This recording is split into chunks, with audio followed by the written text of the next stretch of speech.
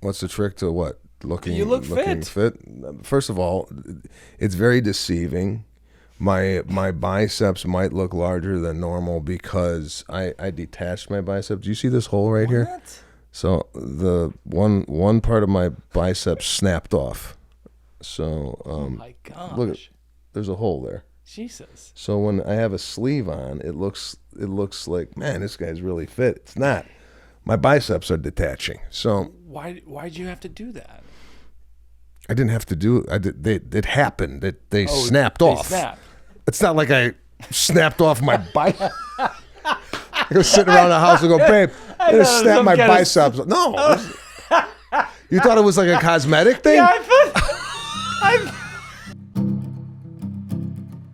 I asked you advice over DM in May because I was going on your mom's house in Texas, Tom and Christina's podcast. And I saw your episode and I was like, he did it right. And I was nervous about it. I was like, what do you know? And you were just like, oh yeah, I was nervous about it. But they're good talkers and it was fun and they're easy and that kind of thing. It was really helpful. But the thing you wrote to me is you go, sometimes you do these podcasts and you're not that one, but other ones. And you think, what the fuck am I doing here right now? So do you have that with this podcast? You know, I generally go on these and it's like the same thing, just with another person. Sure. Right? Unless there's questions that maybe haven't come up. But like, you have a routine. You talk about your career and I wrote this, I did that. Yeah. I was at the Just for Laugh, whatever it is. And then it's like, how many times you're going to talk about this shit? So, so sometimes that's why, like, I feel a little bit like, how many times do people want to hear me tell the same story in a different environment? No, I get it. I mean, when you get asked to do a podcast, what are you going, oh, fuck, I can't wait to do this? What's the vibe? No, same as you. Like you went on Segura's. Like, what were you hoping came out of that? That's a great question. You know, here's what happens when I go on something like Segura. I think Tom and Christina are funny. And then sometimes when I go on stuff like that, people in the comments are like, I thought he was dead. Like, I've been doing comedy so long, I go out of people's algorithms. And then they don't even know I exist anymore. And I'm like, no, I'm bigger than ever. But just not with you, with these other people. And so, like, weirdly, like, sometimes I'm doing it. And this is probably, in some ways, like this, you're bigger than any comedian in the world. But the listeners of this might not know that. I know. So what I'm sitting over here thinking is, you got people that don't know who I am. All right. Now I gotta do so phenomenal on this thing that they're gonna go, I gotta go to this guy's page and see what he's all about. Yeah, right? yeah. So I don't know a lot of the times how much new audiences I'm picking off these things. Yeah, no, I get it. Right, because first of all, you couldn't get bigger than you are. You're playing arenas for God's sakes. Listen, I have my fan base, but it's nice to like touch other people. I think my comedy is broad enough where other people should know about it, you know, and I don't feel like I've tapped into, you know, when I look in the audience, I feel like there should be more Asians there, more black people, more whatever, like a more diverse group of people. We don't have that here. You're not going to get that here. Here's what you're going to get. I wish you got that. Here's what you're going to get. What am I coming out of public radio listeners. You're going to get a lot. You're going to get a lot of middle-aged women in funky glasses. All right. You're going to get... I don't have those. Yeah, there you go. I think, it's a lot of people who look like me, to be honest with you. It's a lot of 47-year-old dads in Brooklyn. Perfect. A lot of times I look at my audience and I just go, oh my God, it's like a mirror. It is crazy when you look in the audience. Sometimes you're seeing yourself, or people, like, it's like a family reunion almost. Yeah. So yes, definitely I see that. But interestingly with you do have a universality to your bits. Do you strive for it? No, I just think that a lot of the times, and also to compliment you and your team here, you do have a structure to your podcast, which I appreciate, because a lot of these times you sit down and like, it's like, so what's going on? You know, like, and it's like, I ain't good at, like, you got to ask me shit. I'm not good at, like, free form conversation.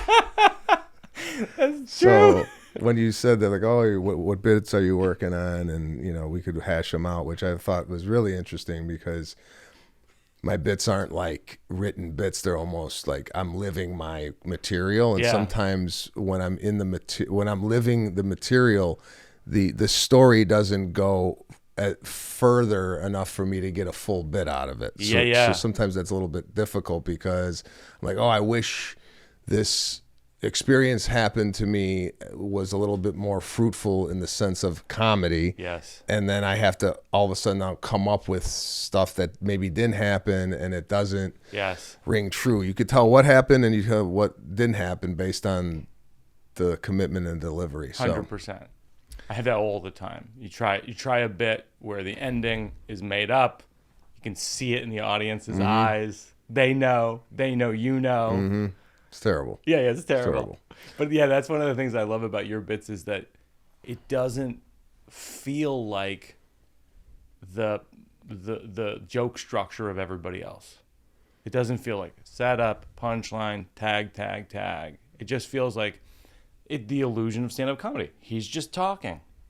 This is Sebastian. He's just talking. And of course, it's not that. No, it's not. But it's more storytelling. Like I'm looking at like what you have here on the wall, and it's like so foreign to me. Really?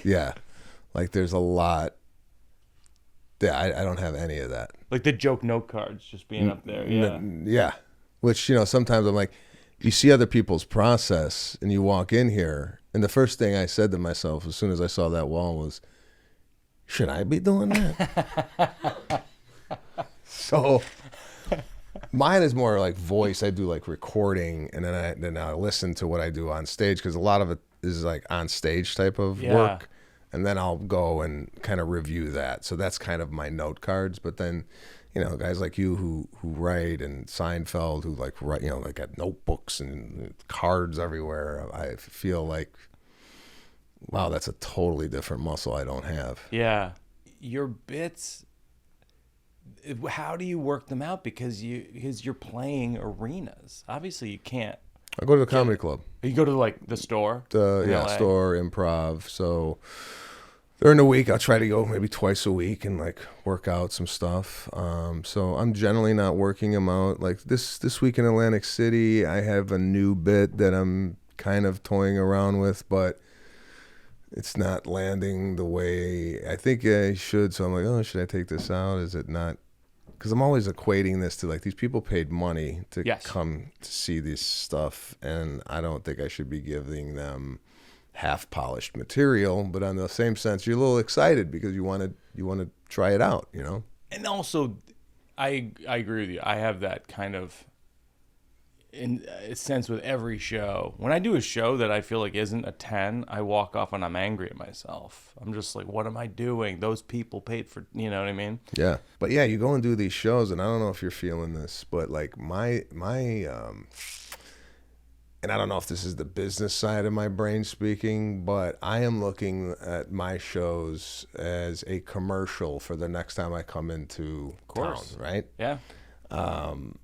I have fun doing stand-up, don't get me wrong, but there's an added pressure now. It's like you want to do as equal to or greater than the time you previously came there. So it's hard to maintain that.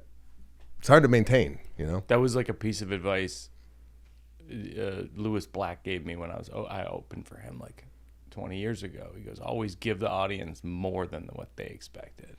It's totally true. Mm-hmm. Yeah, that's a good way to look at it. So when you go to like the store in LA with a new bit, you just have the idea of it? You have the punchlines written out? I went to my kid's soccer game, right? So Yeah. I'll tell you what I saw at the soccer game. Yeah.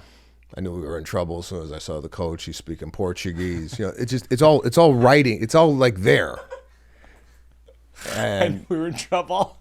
Yeah. So it's just a story. I came up with this is like kind of written, but kind of not. If you're in soccer, if your team has to wear sunscreen, you're losing. Now, it's great.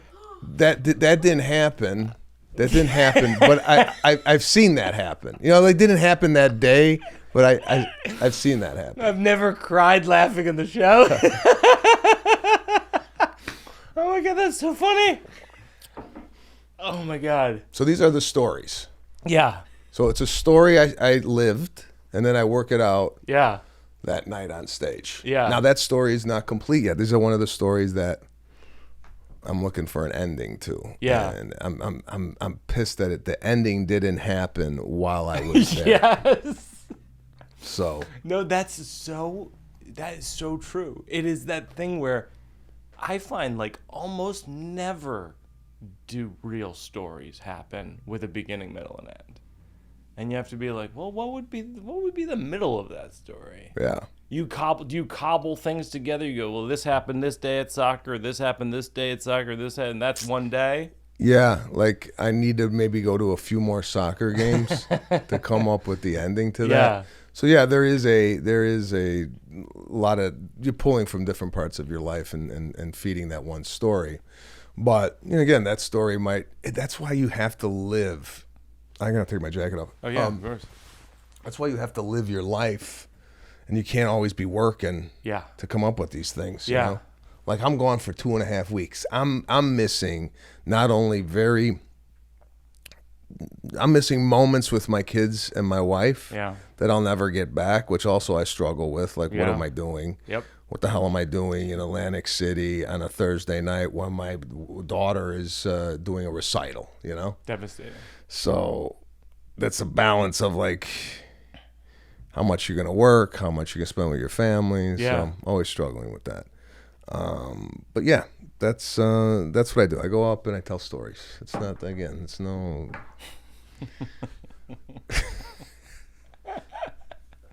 That's my process.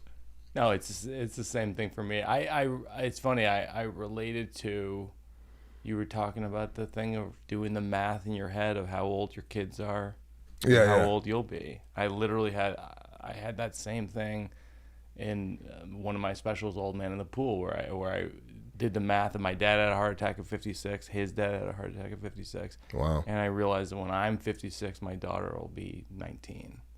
And it's just like, oh fuck, I gotta figure this out.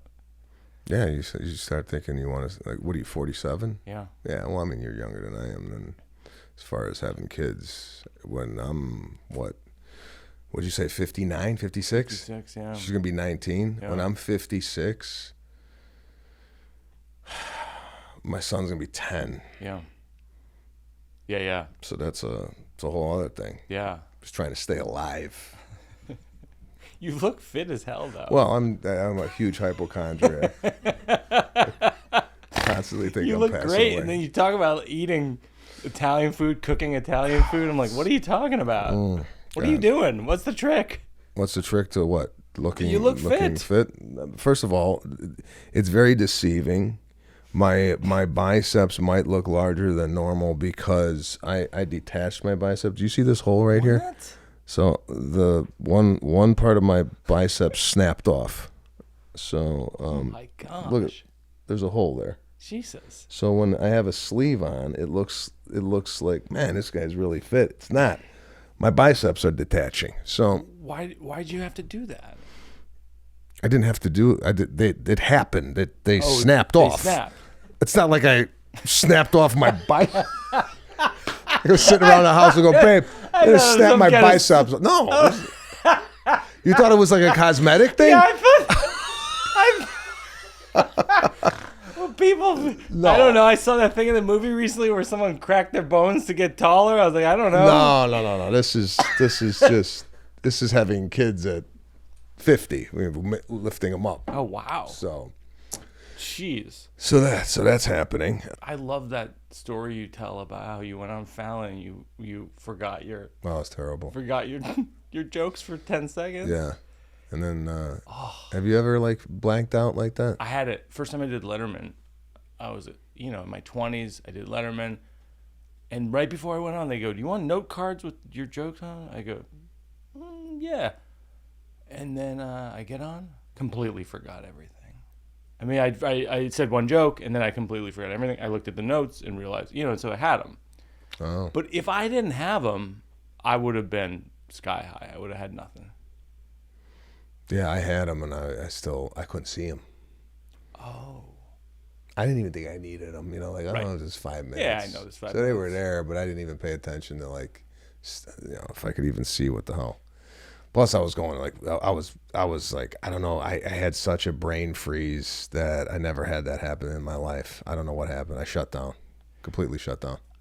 I related to what you were saying so much, when you were talking about how you're backstage and you got family and friends and the publicists and all these people, and you're like making them happy, and you're not thinking about like, oh, I have to go on and perform. Mm-hmm. I have that all the time. Like I'm doing all these things, and you forget like, oh, this is the job, is to perform the thing. Mm-hmm. But are you getting in to a headspace backstage? I often get asked, is there any preparation prior to you going on stage? Are you... I try to. I lie down. You know what I do? I lie next to the stage. Sometimes Gary will be opening up the show. He'll be on stage, and he'll look over, and he'll see me lying down, face up, looking at the ceiling of the theater, meditating. So, when did that start? I think, the first time I came across you, I want to say was at the Montreal Comedy Festival. Yeah. Where you were, correct me if I'm wrong, I don't know if you remember this, you were sick. That rings a bell. No, you had a bad cold and you had to go on. I think you were doing a one-man show at the time. Okay. Is this familiar to you? Yeah. Where you came in and you were really under the weather. Yeah. I think I was doing My Girlfriend's Boyfriend, or maybe Think Upper Jokes. You had the Jésus Theater. Yeah. So are you lying on the floor during that point in your career? Yeah. So this has been a thing. Yeah. Wow. I don't know. Because sometimes I see, if I walked in, let's say I came to see you do a show, and I was backstage, and I was just hanging out, and then you went to go lie on the floor and look at the ceiling. I go, what is this guy doing? I would think you were showing off. I know. And this is something so odd, I know. Right? Don't you look on the side and go, get out. No. I 100% get the feeling of this guy's pretentious when he's doing his thing, but also I feel the pressure of I got to bring it for the show, and I got to get in the headspace. So you've been doing this since you could remember? Yeah, a decade. Oh, okay. Yeah. And it helps. Yeah, because I think what it does is it reminds me. Sometimes I do this thing where before I walk on, I do this ritual where I touch the floor and I touch the ceiling, or I reach for the ceiling, and I would go, "You're gonna make fun of me so hard for this." That's all right. This is what these viral moments are all about. I touch the floor. I tell stories from the earth. I get inspiration from the heavens, and I bend down and up and bend down and up. Oh, wow. Well, again, you make me feel like I should be doing this stuff. The cards and around and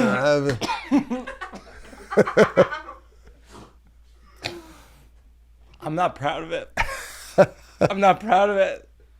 But whatever works. It's real. Whatever works. It's real. Whatever you need to say. What gets me out of the headspace of moments ago, I was running to Starbucks and grabbing, you know what I mean? It gets me out of the world and just gets me to okay, this is what we're doing. Gotcha. Because it's, you're performing for 10,000 people sometimes, often, right?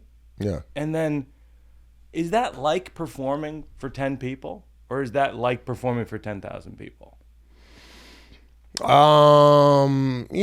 I think when you get out there and there's a large group of people, there's an energy in the room that you just don't have when there's 10 people in the room, right? Mm-hmm. So that there's that. But once you start, I feel like if I'm talking to 10,000 or 10, it's the same kind of thing. You know? It's like, it's not like I'm adjusting my act to, well, I might be a little bit bigger on an arena show just because I remember doing a club in New Jersey, Hasbrook Heights, New Jersey, called Bananas. You ever do that? Okay. I did a bunch of times. Okay, me too. Banquet hall, stage was small. Yeah, I remember. Had bananas hanging. Of course it did. There's a blow up. Did you? It was a blow up. The authentic, the blow up banana. Yeah. Yeah. So, and that's hanging off the wall. Hanging off the wall. It's like, don't bother. Yeah. You know what? I mean, we're good. I like. We're good. We're good with no literal banana. We get it. We get it. Bananas. Yeah, they wanted to make sure you left knowing the club was called Bananas, based on the decor. The blow up banana cost $5. You don't need to do that. Well, it took up room too on the stage. Yeah. But anyway, performing there, obviously, you can't really go over the top big with your movements just because it doesn't really fit the room. Once you move it into a larger room, you got to be a little bit more exaggerated with the movements. But that's all that really changes, though. What is it like when you were starting out? Because your style is so specific. What was bombing like when you were starting out like? Well, I didn't have a lot of the components I have now to my acts, where I was very, I don't know if I want to call it shy or not, maybe not comfortable, like really expressing myself on stage with personal stories. Mm-hmm. I wasn't very animated. I was angry. I was like an angry comedian, you know. Were you really? Yeah, like my first line when I got on stage when I first started was, "The week I had today." And I thought that was so funny. But that was the act. Very, very angry, not letting people in on the joke. So it took me a while to like find my feet up there. So it took a good, 8-9 years to really kind of, okay, now I feel comfortable being myself, talking about my family, my personal experiences. Just like I feel like everything is game up there. Yeah. Now. Why'd you go angry when you started? I think it was a mask for me. I was kind of just disappointed in human behavior in general. Yeah. And I was like, I'm angry about this. Yeah. And I didn't know any other way to express it. So I started off very angry about like what people were doing. And I don't know if people were buying it. Because it wasn't me. It was more like a mask I was putting on because I have yet to find who I was as a comedian up there. Yeah, I think one of the appeals of your act for someone like me is like in real life I would be intimidated by you. Yeah, I often get that. I don't. So then when I watch you on stage being vulnerable, I'm like, I enjoy this distance. From this guy. I don't know. I think I might have created that myself because I get that a lot with especially people, my kids are 8 and 6. We go to school functions. A lot of people like, kind of tiptoe around me because they think I'm some sort of way. I don't know if they're thinking I'm judgmental because my act seems to be, observing human behavior and commenting on my disappointment with this, that, and the other thing. I told my wife I got to work on my resting face seems to be like. Yeah. Here, I'll give you a trick. You go, I tell stories from the earth. That's what I got to start doing. Yeah. You got to relax a little bit. What's the strangest, you worked at the Four Seasons in Beverly Hills. What's the strangest thing you ever witnessed there? You worked there for like 7 years? 8 years? 7 years.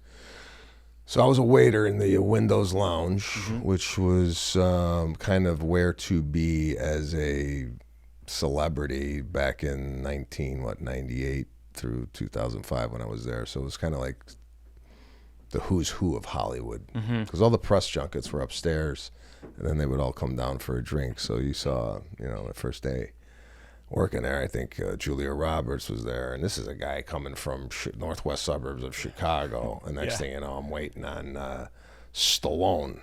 So it was a big change for me. I was like, wow, I'm in Hollywood. It was Yeah. kind of my introduction to Hollywood. So yeah, I used to wait on Sean Penn a lot, which was very intense. You know, he's like, you know, because you just the stories you heard about him. Yeah. So you want to make sure he got everything. You know, he used to come in and order tuna rolls, 3 tuna rolls.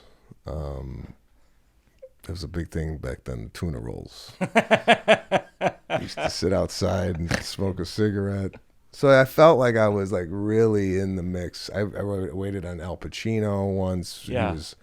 He just looked disheveled. And he was eating little almonds, and he had like his papers, and he was like talking to himself, and I was like, is this guy in character? Like, looked like he was studying for a role, you know? And I didn't want to bother him. I didn't want to like interrupt his, you know, his thing. And we want more tea.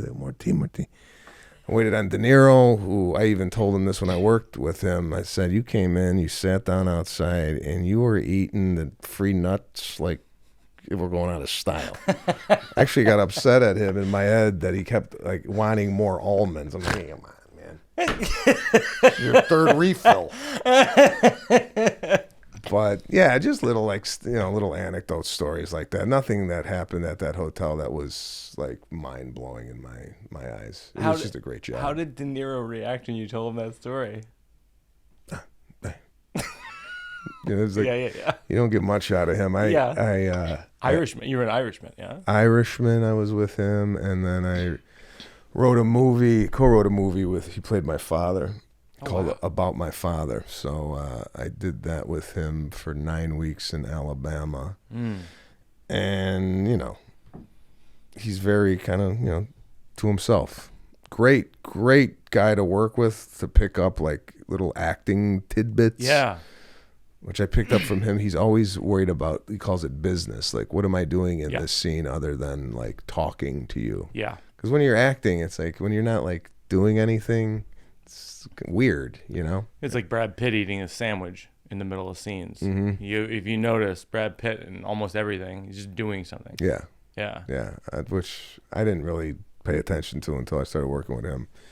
But yeah, he would like, you know, they'd yell cut and he'd go back to his chair and open up a Nobu, you know, like he wasn't like shooting the shit, you know, he was doing business. Yeah.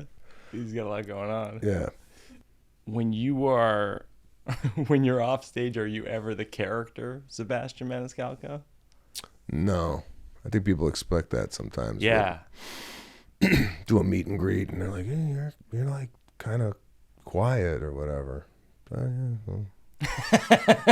It'd be weird to be walking around going, what? You know, like, no, so I don't generally turn into that over exaggerated form of myself when I'm talking to people. Oh, Jesus wow, you got the I ringer don't know. on. What do you think of that, guys? You know why? Because you were early. You're the only guest to ever be early. Well, explain this. I mean, like, and it's Pete Holmes, by the way. So let's go. Right. Hey, Pete, I'm here with Sebastian Maniscalco. Really? I am. We're on the podcast. Oh, what fun. Tell him his influence on Seinfeld is palpable. What the hell does that mean? It means there's a whole special after Jerry became friends with Sebastian where he got Sebastianized. It's a compliment. Yeah, I agree with you. I never. I don't mean out of bounds. I mean it's a compliment. I get it. That he was. I'm gonna have fun the way he does. Yeah. All right, buddy. Love you. Jeez, that's it? Yeah. See ya. Have you been to Sicily? Because your roots are from Sicily. I have. I took my father there. We did a pilgrimage back to Sicily. This was about, I'd say, 13 years ago. He had never went back since he left. He left at 15, and he went back at 65. So 50 years. Wow. Hadn't gone back. And then I have never been there. So we go back together, father and son. We're in his hometown. He's showing me these things that I imagined, because when he used to talk about Sicily, he goes, I remember playing soccer, and then we're at the soccer field, and I'm seeing it. And then he learned to play ping pong at this recreation center, and we see the rec center, and I'm like, oh my God, all these stories are coming to life. Yeah. I'm emotional. I'm crying. I'm looking at him. Nothing. Right? Nothing coming out of this guy. And I'm like, nothing? You know, I'm sitting over here bawling, and you're with your son in your hometown. And I think he was numb. He was in shock. Yeah. Because when he went back every year after we went, and then became emotional going back. Oh. But I think we went to go see his old home. Yeah. And people were living there. And this is a thing in, I think, the old country where you could just ring somebody's bell and go in. Yeah. And they'll invite you in. He used to live here. Yeah. Yeah. So they were, welcomed us in. And I'm seeing the kitchen where my grandmother cooked the thing. And then I saw my dad's room, a small room. And then I started to think, oh, my God, like this guy lived in a box. And he came to the United States for a better life for his family, this and that. And then, yeah, it just kind of overwhelmed me with emotion. And my father was not affected by it whatsoever. Yeah. So, wow. Until later. Yeah. I have never gone. I want to go because that's where my family's from too. I think you need to go. You'll come back with a really good perspective. And a good 5 minutes. Oh, yeah. Yeah, I definitely had no cards out of that trip. No, I'll definitely go. All right, this is called the slow round. What are people's favorite and least favorite thing about you?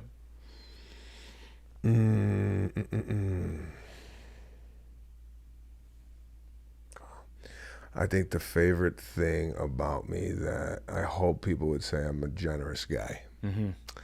And the least favorite thing is I am a little standoffish. Mm-hmm. Where does it come from? I've just never been the guy to open up and make friends fast. So sometimes I put like a protective shield around me that I don't want to get to know you. Who are you jealous of? Who am I jealous of, man? I can't name a person, but I could name like a person that has this mentality. Mm-hmm. I'm jealous of people who live in the moment. Mm-hmm. 'Cause I'm always thinking about what's in the future, and sometimes I forget to take in what's around me right now. Yeah, that's a good one. What's something you believed 10 years ago that you don't believe now? I didn't think 10 years ago that kids would have such a profound effect on my life. I didn't know what I was in for with kids. I didn't want to have kids early on. I thought I was never going to be that guy. Yeah. But man, I am so glad that I did because, I mean, the joy that they bring, I wasn't prepared for that amount of joy. Same. Especially if you know you would be a decent parent. Right? Because I feel like when I didn't want to have kids, I'm like, I'd be a terrible dad. But now that I have a child, I'm like, oh, no, I'm good at this. So why? That's crazy. How old? She's 10. So 10 years old, what's the grade you give yourself as a father? What are we talking here? I would give the highest grade. A+. Yeah. I'm sorry. Here's why. That's great. I give myself the highest grade for effort. Highest grade for effort. There's nothing I could try harder on. Of course I'm making mistakes. We're all making mistakes. We're all making mistakes we don't even understand. We'll find out in 10, 20 years. But for effort, hey. You're all in. Yeah, how about you? What grade do you give yourself? God, I give myself an A-, Okay. B+. Okay. And the only reason I say that is because what we just talked about either on this podcast or before it started about like spending enough time with them at this age. Because I feel this shit's going to go by fast. Yeah. And I just hope that I'm spending enough time with them that, listen, you can't be there 24/7, right? If you were, you'd probably go nuts. It's no? not helping them. Yeah. So it's just finding that balance. So B plus, A minus. When's the time that you didn't apologize, but now you wish you did?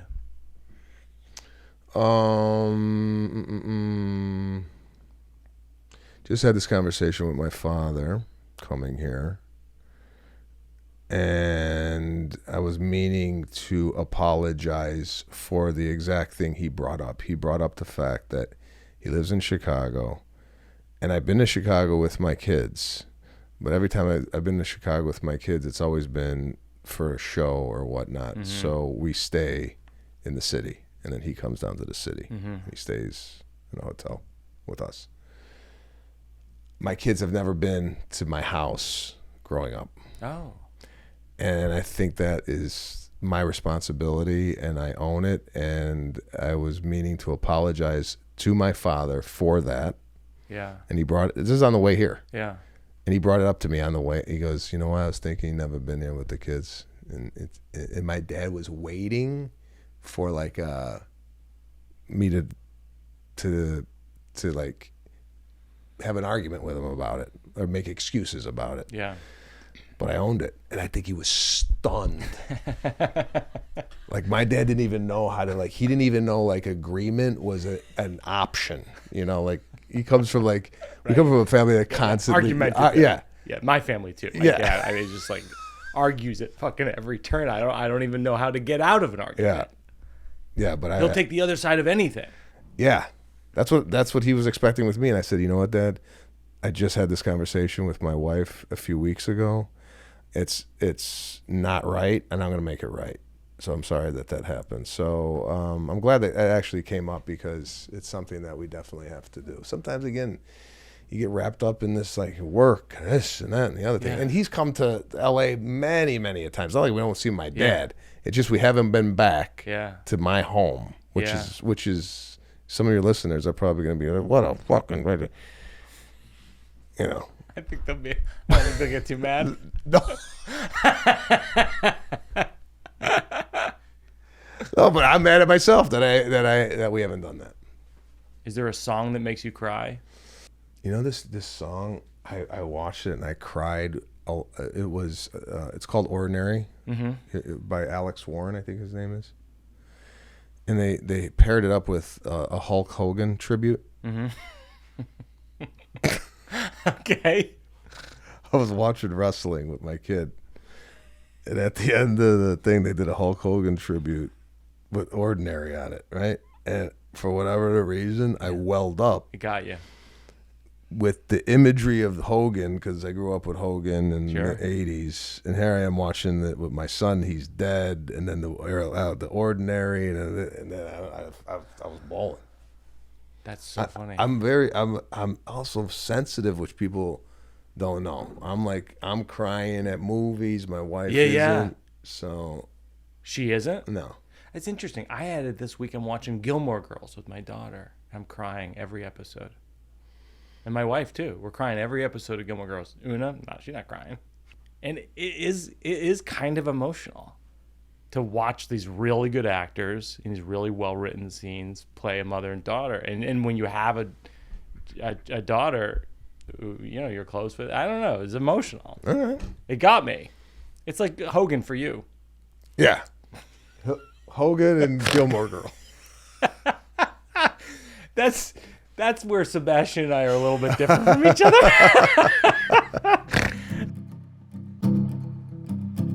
This is the material section of the show. This I wrote down because it reminded me a little bit of you ranting on things, which is there are rats in our ceiling right now, and we had the pest control people come over, and the guy comes over. And he's like, we're going to put poison in the ceiling. And my wife goes, I don't think we want poison in our ceiling. And it's this bizarre moment where this guy's looking at me going, what are we doing here? Like, all I do is poison in the ceiling. That's what we do. We do traps in the ceiling. We do poison in the ceiling. And I'm just like, I have to take her side and be like, nope, no poison in the ceiling. So I'm taking this crazy stance that makes no sense. And And so what I wrote down as a possible bit is I wrote, my wife has a very strict catch and release policy with animals and insects, or I should say very strict, my husband will catch and release policy with insects and animals. If I got eaten by a swarm of rats whom I was trying to catch and release, she would be upset, but I believe she'd have the strength to carry on and marry a new husband who would catch and release the rats who had just eaten my body. I'm trying to break open a thing right now about the rats in our ceiling, because my wife somehow is under the delusion that like the rats are going to go away without the things that the professional rat away people have recommended. Yeah, so she's against poison. I'll give you this. Maybe you could work this in, because I had the same problem.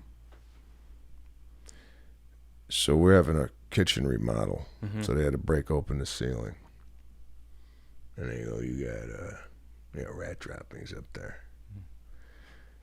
And I said, "Well, what are we doing?" And he goes, "So I'm gonna bring out a rat guy." So the rat guy comes out and he goes, "I found a plate up there."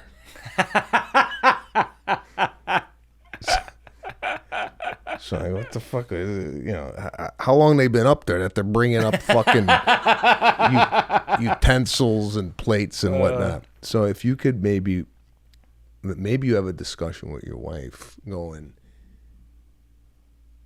they got a whole fucking ecosystem up there. Totally. Right? Totally. Like they moved in. This is not like That's they're right. just passing through. That's right. There's plates, there's silverware. Well, because that's the thing about rats, though, is the experts say in hundreds of years from now, the planet very well could be rats and cockroaches.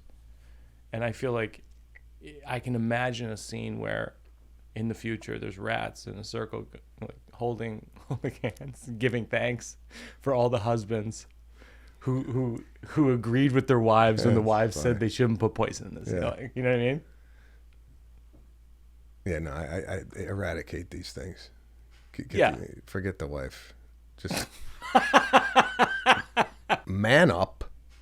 Yeah, fair. And just tell your wife, we're getting rid of these, because if they stay, these things populate. I mean, these they'll reproduce before you know it. They'll take over the home. So we kill, or that's it. I mean, there's no other. What are we gonna do? Hold our hands out the door? After we record the podcast, I'm gonna bring you downstairs. I'm gonna have you man up with my wife. She won't be intimidated at all if I bring this intimidating stranger into our home who demands that she kill the rats. No, that seems all right though. I feel like I think you're right. I think I gotta be tougher. Yeah, you gotta lay down the law. What is, do you have any bits that are kind of half formed right now, or premises? Yeah, I have a bit about, I just got a colonoscopy 3 weeks ago, and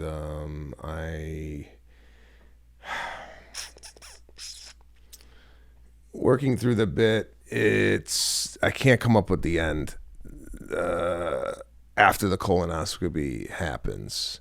There's a couple of jokes in there leading up to me going under with the anesthesia. One being the fact that I also had an endoscopy, which is down the throat, which I didn't know that was going to happen. I thought everything was up the ass, and one went one way, and I didn't know it was going down the throat. Something about getting an email prior to this. Like, do you ever get emails and go, watch the video so you know how the process goes? Sure. And I never watch the videos. Yeah. And then I'm often surprised when I get there that it was in the video. Yeah. So something about getting emails. Yeah. I think that's really funny of like you get an email and it's something like, we're going to put a tube down your throat. Like I think that's a funny. Yeah. And you don't see it. So when they told me open your mouth, I said, for what? And then they put like a ball gag in my mouth to keep it open, and they strapped it to my head. And again, this probably was all in the email, but as I'm sitting there with my ass open and a ball gag in my mouth, all this happens, and then I don't have a finisher. Like I wake up and Yeah. I think you got to think about like what did it feel like when you woke up. well, it felt like I had something up my ass and down my throat, and I had no idea that even happened. I mean, there was no like, I didn't walk out of there going, or I didn't like feel sore. There was no like residual indication that those things occurred. Those things had occurred. Yeah. The thing that you were saying about soccer earlier, is that a bit that you're doing? The soccer is a bit that I'm doing that is not completed yet. That is so damn funny. Is it that do your kids both do soccer? No, my son does soccer. And also there's an element there that I'm an older father, and the younger fathers today I feel just a weak, like early 30s, like a weak guy, Yeah. Like what I did with my son at the end of the game is I said, we're going to dribble the ball from the soccer field back to the car. Yeah. On the sidewalk. If it falls off the sidewalk, I want you to give me 5 push-ups. Yeah. So sure. that type of like mentality is very you're the only guy doing that. No, trust me, you're the only guy doing that.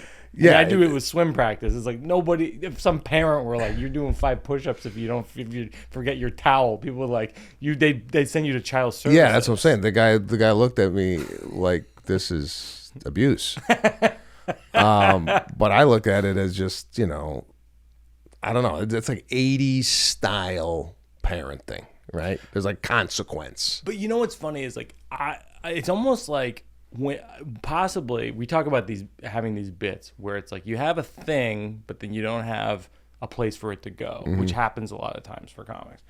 And I feel like even like talking at that bit, the rats bit with you, and you're like, you got to man up. It's almost like I need to, in the bit, be like, so then my friend Sebastian was like, you got to man up. And then the joke is what my reaction is to that friend who's insane. And yours is like, I'm, in soccer practice, my friend Mike says blah, blah, blah. Like that's child services kind of shit. Yeah. And I'm like, you're insane. Like, it's like you and I need each other as foils in our bits. Yeah. Because maybe we're surrounded by too many people who are like ourselves. What's funny about it is the contrast of people's takes on it. The idea of me saying to my wife, like, I have to man up, and we're putting fucking rat poison in the ceiling, that's not going to fly at all. Yeah, but I wonder if I said it, if it would fly. If you said it would not fly at all, we'd go call the cops. Okay. We're screwed. We got rats. Last thing we do is working out for a cause. Is there a nonprofit that you like to contribute to? We will contribute to them. Well, I have my own little charity. It's called Tag Your It. Tag Your It. And we support children's education, veterans, and Alzheimer's disease. Fantastic. So it's 3 things that are pretty close to my wife and I and what we feel strongly about. So we self-fund it. It's not like, we have a board. Can people contribute? Can I contribute? Yeah. Okay. Yeah. It's called Tag Your It. It's on my website. That's very sweet of you. Very nice. We will contribute to Tag Your It. And Sebastian, thank you so much for coming. Oh, thanks for reaching out, man. When I saw that you reached out to me on Instagram, I was like, oh, it's exciting. We're going to go down and explain to my wife about the rat poison let's. and the traps you might want to get that on video so we could just maybe slice that in here. God.